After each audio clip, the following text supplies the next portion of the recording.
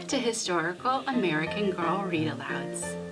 Today we're going to read Chapter 6 in Meet Samantha. And I have both Samantha and Nellie here with me today on the fainting couch, ready to listen. And over here on this side, I have a few of Samantha's toys. One of them you'll hear about in the book today, or at least something similar to that. And after the story, we will take a look at toys and other amusements that were from Samantha's time period, from the book Samantha's World. You might recall that last time in Chapter 5, Samantha and Nellie had snuck out at night to go find out what had happened to Jessie. Samantha was very worried about where she had gone and maybe if something bad had happened to her. But luckily they were able to find where she lived and discover that Jessie had had a baby, a little baby named Nathaniel. So it was actually a good surprise, a good ending for Jessie. Chapter 6 is called A Fine Young Lady. 2 days later, Samantha tugged on the string of her tin can telephone. She and Nellie had tied bells to both ends of the telephone so that they could signal one another when they wanted to talk. But today, Nellie didn't answer. Samantha tugged again, but still there was no answer. She crawled through the tunnel. There was no sign of Nellie. Instead, Eddie Ryland stood there, pulling gum out of his mouth in long strings and then stuffing it in again. "I know something you don't know," Eddie said. He looked pleased with himself, and that worried Samantha. She waited. "Nellie is going away," Eddie said. Samantha felt as though she'd been hit. "What are you talking about, Eddie?" "Our driver's taking her back to the city. She's sick, and my mother says she's not strong enough to work. She's waiting in the kitchen. Mother says next time we'll get an immigrant woman who can last longer." Samantha wanted more than anything to punch Eddie in the nose, but she knew she couldn't. She knew that even if she were a boy, she couldn't punch Eddie in the nose. Certainly a grown-up person would not punch Eddie in the nose. A grown-up person probably would not have reached out and shoved Eddie's chewing gum into his hair either. But Samantha did. After all, she was only 9, and that is only half grown up. Then she rushed to her friend, leaving Eddie howling and trying to pull the sticky mess out of his curls. In the Rylands' kitchen, Nellie sat on a wooden chair, swinging her legs and staring at her belongings. They were tied in a shawl at her feet. "Nellie, are you sick?" Samantha asked. Nellie looked up. "No, I'm not sick," she said, "but I still cough sometimes. Mrs. Ryland is afraid I'll get sick and be a bother, so she's sending me back." "But Nellie, will you have to go to work in the factory again? You'll get sick if you go back, and what will I do without you?" Nellie had started to cry. "It'll be all right, Samantha. Really it will. Only I'll miss you so much." Samantha couldn't stand to see Nellie crying. "Wait a minute. I'll be right back," she said. She dashed across the yard and into her own kitchen. "Mrs. Hawkins!" Samantha cried breathlessly. "Mrs. Hawkins, they're sending Nellie away, and her family doesn't have enough food. We have to give them something." Mrs. Hawkins would have been quick to help even without Samantha's begging. In a few minutes, she had packed a basket with a pie and fruit, some food in tin cans, and a ham. Samantha ran back to the Rylands' kitchen carrying the basket and something else. She put the basket at Nellie's feet. Then she placed Lydia in her arms. "Here, Nellie, you take Lydia," Samantha said. "She'll be your friend." Samantha hugged Nellie and stayed with her until the Rylands driver came. Later that afternoon, Uncle Gard and Cornelia were having tea with Grandmary. Samantha was there too, but she was not playing and laughing with Uncle Gard. She was sitting in her chair working on her sampler, because even that was better than talking to grown-ups. Samantha was feeling very angry with grown-ups. Grown-ups took her friends away and never even told her why. So she sat and stabbed the needle at her sampler, and everyone wondered why Samantha was in such a bad mood. Then suddenly, even before she knew she was going to, Samantha blurted out, "I know why Jessie left." Grandmary looked surprised. "You do?" "Yes, she has a baby," Samantha said. Now Grandmary was really surprised. "How do you know that?" she asked. "Nellie and I went to her house at night, and we saw." Samantha was sure Grandmary would punish her now. But Grandmary looked more troubled than angry. "You were very wrong to do that, Samantha," she said. "Well, you were very wrong not to tell me," Samantha answered. She was not feeling very respectful. Grandmary took in her breath sharply. She looked at Uncle Gard and Cornelia for help, but they said nothing. Grandmary put her teacup down and nodded slowly. "Yes, Samantha, I think you are right. I should have told you," she said. The room was very quiet. Samantha felt pleased and relieved. "Well, can Jessie come back?" she asked. "Now, Samantha, you know she has to take care of the baby." "But she could bring him with her," said Samantha. "He wouldn't bother anybody." Grandmary looked thoughtful. "Well, I hadn't thought about that. But I suppose if Jessie wants to, and Mrs. Hawkins doesn't object." As if anybody could imagine Mrs. Hawkins objecting to Nathaniel. "Oh, thank you, Grandmary," Samantha almost shouted. But Grandmary wasn't used to making mistakes, and she was feeling embarrassed. She changed the subject.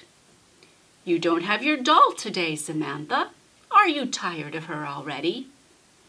Samantha looked down and felt her face turn hot. No,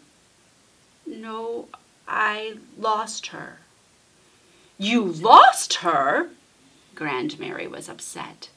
"My dear Samantha, how are you ever going to grow into a proper young lady? I try and I try to give you a sense of value, and you—" "I think Sam's sense of value is just fine, Mother," Uncle Gard interrupted quietly. "She gave the doll to Nellie. Mrs. Hawkins told me." Grandmary stopped short. She looked at Uncle Gard, and then she looked at Samantha. Then she nodded slowly. "Yes," she said. "Yes, I think Samantha's sense of value is just fine indeed." Samantha ran to her grandmother. "Grandmary, we've got to help Nellie's family. They don't have enough food and they don't have enough coal. Can we help them, please?" Grandmary's eyebrows went up, and then she threw back her head and laughed. "Yes, Samantha, yes! I guess if you care enough to give up your finest treasure, then we can find a way to help Nellie's family." She gave Samantha a proud smile. "You really are quite a fine young lady, Samantha Parkington," she said as she opened her arms to fold Samantha in a hug as warm as summer sunshine. That's the end of chapter 6. So we heard that poor Nellie is being sent back to work in a factory and back with her family who doesn't have enough money to take care of her. But Samantha has asked Grandmary to help, so we'll have to read in future stories and see what happens with Nellie's family. And Samantha gave Nellie her finest treasure, her doll Lydia, that was named after her mother who had died. It was very expensive and she had to work hard for. Now this is not Lydia. This is a different doll that Samantha actually gets in later stories, but it's much like the doll Lydia. Lydia had a blue dress, but she was china just like this one. So this is very similar to the doll that she gave Nellie in the story today. And girls today still have dolls, obviously. We also still have teddy bears, but teddy bears actually came from Samantha's time period, and I'm going to tell you a little bit about the history of the teddy bear from the book Samantha's World. This teddy bear is not officially an American Girl teddy bear, but it's just the right size, so it works for me. And then this is another toy that Samantha had. In one of the other stories, she gets this as a gift. This is a stroller from Victorian times, a stroller for dolls, but it was called a pram. So the stroller that Victorian people had was called a pram. But it's just the right size for our teddy bear. So in the book Samantha's World, it tells us a little bit about what people did for fun or for amusement. And there's a section that talks about the opera, which we're not going to read today. We're going to read a section called Amusements that mentions a little bit about the opera, which it had talked about earlier. Amusements. Small towns, too, had their opera houses. On these smaller stages, traveling performers sang and danced and told jokes. If a town didn't have an opera house, the performers played wherever they could, in schools, churches, or town halls. Of course, not all amusements required a stage. A girl like Samantha could be the star of her own make-believe games, whether she was riding a painted carousel horse or taking an imaginary journey to a faraway land with a magic lantern show. The poster there is of Annie Oakley. Annie Oakley. Open fields became theaters for traveling circuses and Wild West shows. Daredevils on horseback and sharpshooters like Annie Oakley were the stars of these shows. Escape artist. Harry Houdini traveled from town to town, thrilling audiences with his daring escapes from cuffs, chains, and containers like milk cans and bank vaults. So they had live entertainment, live shows, since they didn't have movies and TV. But some of these other items you'll see in this page are a lot like the ones we have today. For instance, a carousel. Carousel. As the painted ponies turned, riders reached out and tried to catch a small brass ring. If they caught it, they won a free ride. I don't think we have brass rings on our carousels today, but they used to. And so it would be hung up and they would try and catch it and they would get a free ride on the carousel if they got it. At the top, magic lanterns. Magic lanterns were early slide projectors. The gaslight inside the lantern projected the image on a wall. Glass slides showed viewers faraway places like the frozen land of Norway. So that was kind of like the first movies of the first TV. And there we have the teddy bear in the middle. Teddy bear. The teddy bear was named for President Teddy Roosevelt, after he refused to shoot a bear cub on a hunting trip. We still have teddy bears today. You may even have one, and you might not have known where the name Teddy came from, but he was named for the president, Theodore or Teddy Roosevelt, who refused to shoot a baby bear on a hunting trip. Ping pong. Some families played ping pong, an indoor version of lawn tennis, on their dining room tables. Some people played it so much they developed an ailment doctors called ping pong ankle. Roller skating. Almost every city and town had its own indoor roller rink. At the most fashionable rinks, skaters glided to the music of a live band. Photography. In 1900, Kodak Company produced the Brownie, the first camera made especially for children. It cost $1. For the first time, many children could take snapshots of family and friends. And in the bottom corner, blub blub bubbles. A little soap in a bowl of water gave children hours of fun. They blew bubbles through a straw or a bubble pipe.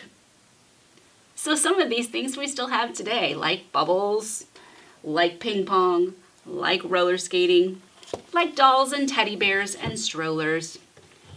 So while a lot has changed, a lot has stayed the same too.